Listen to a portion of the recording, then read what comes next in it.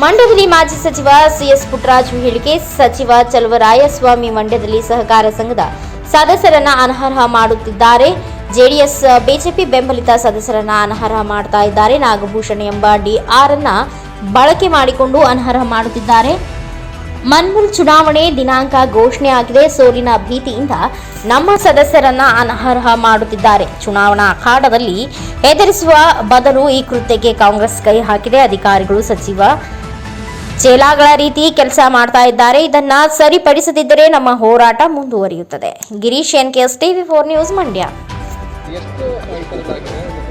ಪ್ರತಿ 7 ವಿಧಾನಸಭಾ ಕ್ಷೇತ್ರದಲ್ಲೂ ಇವತ್ತು ನೇರವಾಗಿ ನಾನು ಆಪಾದನೆ ಮಾಡ್ತೀನಿ. ಜಿಲ್ಲಾ ಮಂತ್ರಿಗಳ ಕೈವಾಡದಿಂದ ಯಾವನೋ ಒಬ್ಬ ಕ್ಲರ್ಕ್ ಆಗಿರಬೇಕಾದಂಥವನ್ನ ಪಾಂಡುಪುರದಲ್ಲಿ AR ಮಾಡಿಕೊಂಡು DR ಇನ್ಚಾರ್ಜ್ ಕೊಡಿಸಿ RAPCMS, ಮಳವಳ್ಳಿ, ಮದ್ದೂರು ಹೀಗೆ ಹಲವಾರು ಜವಾಬ್ದಾರಿಗಳನ್ನು CEO ಜವಾಬ್ದಾರಿ ಕೊಟ್ಟು ಒಬ್ಬ ಏಜೆಂಟ್ ರೀತಿ ಅವ್ರನ್ನ ಕೆಲಸ ಮಾಡ್ತಾ ಇದ್ದಾರೆ.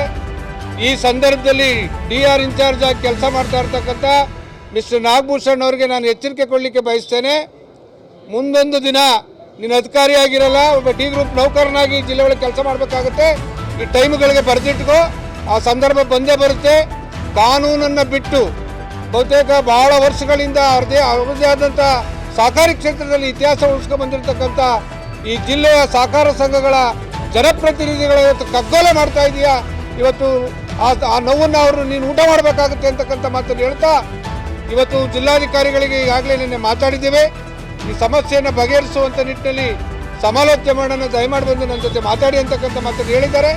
ಅವ್ರ ಗಮನಕ್ಕೆ ತರ್ತೇವೆ. ನಾವೆಲ್ಲರೂ ಹೋಗಿ 2 ಪಕ್ಷದ ಮುಖಂಡರುಗಳು, ಶಾಸಕರುಗಳು, ಮಾಜಿ ಶಾಸಕರ ನೇತೃತ್ವದಲ್ಲಿ ಅದಾಗಲಿಲ್ಲ ಅಂದರೆ ನಾಳೆಯಿಂದ ಎಲ್ಲೆಲ್ಲಿ ಅವನು ಓಡಾಡ್ತಾನೋ ನಾಗಭೂಷಣ್ ಅವನ ಹಿಂದೆನೇ ಅವನು ಸರಿಗಟ್ಟುವಂಥ ಕೆಲಸವನ್ನು ನಮ್ಮ ಪಕ್ಷದ 2 ಪಕ್ಷದ ಮುಖಂಡರು, ಕಾರ್ಯಕರ್ತರು, ಸಹಕಾರಿ ಕ್ಷೇತ್ರದ ರೈತರು ಅವನ್ನ ಬುದ್ಧಿ ಕಲಿಸುವಂಥ ಕೆಲಸವನ್ನು ನಾವು ಮಾಡಬೇಕಾಗುತ್ತೆ ಅಂತಕ್ಕಂಥ ಮಾತನ್ನು ಈ ಸಂದರ್ಭದಲ್ಲಿ ನಿಮ್ಮ ಮುಖಾಂತರ ಎಚ್ಚರಿಕೆ ಕೊಡಲಿಕ್ಕೆ ಬಯಸ್ತಾ ಇದ್ದೇನೆ.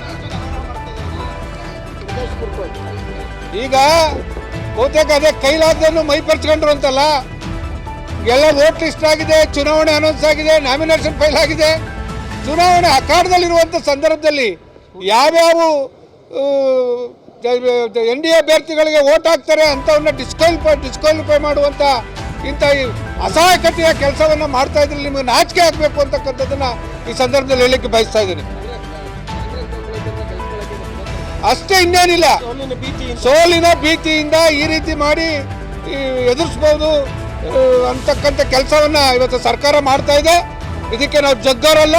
ಬಹುತೇಕ ನಮ್ಮ ಪಕ್ಷದ ಕಾರ್ಯಕರ್ತರು, ಮುಖಂಡರು ಇದಕ್ಕೆ ತಕ್ಕ ಉತ್ತರವನ್ನು ಚುನಾವಣೆಯಲ್ಲಿ ಕೊಡ್ತಾರೆ. ಉಸ್ತುವಾರಿ ಸಚಿವರೇ ನೇರವಾಗಿ ಯಾವನೋ ಒಬ್ಬ ಚೇಲನ್ನ, ಬಕೆಟ್ ಹಿಡಿಯೋ ಚೇಲನ್ನ ಈ ಎಲ್ಲ ಜವಾಬ್ದಾರಿ ಕೊಟ್ಟು ಕೆಲಸ ಮಾಡಿಸ್ತಾ ಇದ್ದಾರೆ.